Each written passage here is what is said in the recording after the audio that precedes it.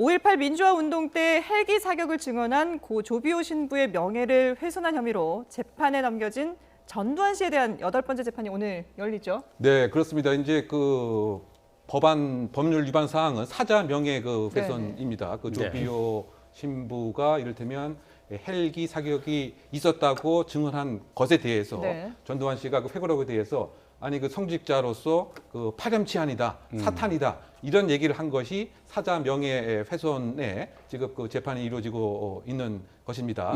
그래서 오늘 그 증인으로서는 헬기 조종사가 아마 증인 때 그 오를 것 같습니다. 출석을 할지 여부는 좀 지켜봐야 할 것입니다만, 그러니까 그 증인들이 과거에는 헬기에 이를테면 탄약 등을 실긴 실었지만 사격을 발사는 하지 않았다라고 하는 뭐 증언도 하긴 했습니다만 과연 실제로 허위 사실인지 여부가 일단 그 증언을 통해서 밝혀져야 할 그 대목인 것 같고요. 뭐 이야기를 나누겠습니다만 어쨌든 전두환 씨 자체는 건강상의 그 이유로 한 차례만 출석을 했고 현재까지 불출석을 하고 있는 것인데요. 과연 오늘도 현재 그 불출석할 예정이라고 합니다만 어떻게 본다면 뭐 사법부에 대한 우롱이 아닌가라고 하는 평가도 해봄직한 대목이라고 생각됩니다. 뭐 말씀하신 것처럼 전두환 씨 같은 경우는 알츠하이머 등을 이유로 해서 재판에 불출석하고 있는 상태인데요. 다시 주목을 받고 있는 이유는 최근에 골프장에서 라운딩을 즐기는 모습이 포착이 됐기 때문입니다. 자, 질문에 또렷하게 답하는 모습도 볼 수 있었는데요. 영상을 잠시 보고 오시겠습니다. 광주 5.18 학살 책임에 대해서 한 말씀 해주시죠. 광주하고 내하고 무슨 상관이 있어? 광주 5.18 학살에 대해서 한 말씀 해주시죠. 광주 학살에 대해서 모른다 난. 왜 모르세요? 직접 책임 있으시잖아요. 내가 직접 책임이. 네, 저희 시간에 나와서 이 영상을 찍은 이만솔 정의당 부대표 같은 경우는 아주 그 골프 실력이 나이에 비해서 상당히 그 좋아 보이더라 그렇게 얘기를 하더라고요. 그러니까 뭐 여러 가지 생각을 해볼 수가 있는 게 골프가 그냥 뭐 걸어만 다니는 건 아니지 않습니까? 일단 육체적으로도 3-4시간 가량을 걸어 다녀야 되는 것이고 그 안에서 또 이게 뭐 장거리를 할 때는 근력이 좋아야 된다는 얘기가 되는 거고 단거리에 어떻게 보면 탓을 할 때는 그만큼 정교하게 계산을 해야 되는 거고 그러면 신체적인 면에서도 지구력도 된다는 얘기고요. 그다음에 근력도 어느 정도 갖춰져 있다는 것이고 조절 능력까지도 있다는 거 아니겠습니까? 게다가 골프라고 하는 게 계산을 굉장히 정교하게 해야 되는 그런 스포츠인데 그런 것도 정교하게 본인이 몇 타를 했고 점수가 얼마인지도 지금 다 기억을 해갔다면 몸도 그렇고 머리도 그렇고 떨어지는 게 하나도 없는 게 아니냐. 조금 전에 화면을 보셨을 때도 뭔가 상대방이 질문을 하고 있으면 이걸 굉장히 재빨리 말이 다 끝나기 전에도 알아차려서 거기다 반박이 나온단 말이에요.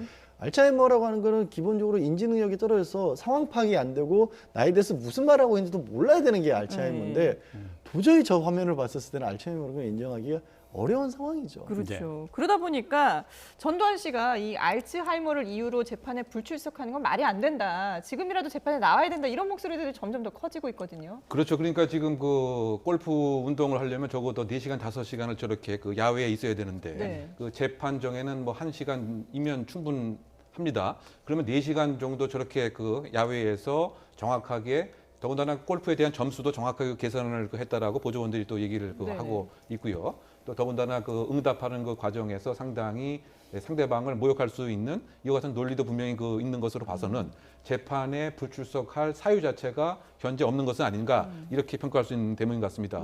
법원이 그 허가를 했지만 직권으로 법원이 허가를 취소할 수도 있고요. 또는 검찰이 의견을 밝혀서 충분히 건강 상태에 문제가 없기 때문에 출석을 해야 된다. 이렇게 의견 개진도 할 수 있지 않는가 생각이 됩니다.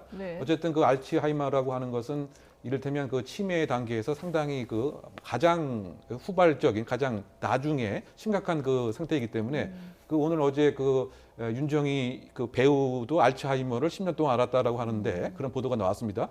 그런데 그 상대방 친척도 못 알아보는데 이런 그 형태가 바로 알츠하이머의 일반적인 형태인데 지금 여러 가지 행동과 언행과 표현 조정 능력으로 봐서는 알츠하이머의 가능성을 보기에는 상당 부분 좀 적지 않는가. 물론 이제 전두환 씨 측에서는 지금 골프를 쳤다고 하는 사실도 10분 지나고 나는 모른다. 그래서 제대로 질의응답 또는 재판에 임하지 못한다고 합니다만 오늘 그 검찰이 의견을 밝히거나 또는 판사가 직권으로 허가를 취소할 가능성도 배제하지는 못하지 않는가 생각이 드는데 네. 예. 다만 문제가 되는 변수는 그 재판이 지금 거의 마무리 그 단계에 있기 때문에 네네. 만약에 그 불출석 허가한 것을 다시 취소하게 되면 재판이 다시 또 그 지연될 가능성이 있기 때문에 과연 그 재판관의 입장에서도 어떤 선택을 할지 좀 고민은 되지 않나 생각됩니다. 예.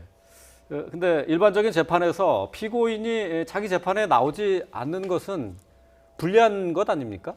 사실 재판이라고 하는 거는 본인에게도 변명의 기회를 적극적으로 네. 주겠다는 것이고 재판장이 나왔을 때 이게 어떻게 보면은 그 어떤 대등한 당사자로서 재판을 하기 전까지는 검찰의 수사를 받는 대상이었지만 대등한 당사자로서 인정을 해주겠다라는 거거든요. 네. 그래서 이 부분은 사실 이제 전두환 씨가 거기에 뭐 변명의 기회를 포기하겠다 이런 걸 넘어서서 사실 알츠하이머를 계속 강조하는 것은 형벌을 받을 능력조차 없는 사람이다. 그러니까 어떻게 보면은 면책 사유를 주장하는 게 아닌가 싶어요. 그런 부분들이 사실 법원의 입장에서 봤었을 때도 굉장히 이번에 이제 화면으로 드러난 부분들 같은 게 적극적으로 아마 검찰 쪽에서는 이런 부분도 고려를 해서 자료를 제출할 거고 그러면 이제 판결문에 이런 판결문들을 종종 보시지 않습니까? 재판을 받는 태도가 지극히 불량하다라는 예. 쪽으로서 양형에서 불리한 요소로 재판부에서 고려를 하지 않을까 싶습니다.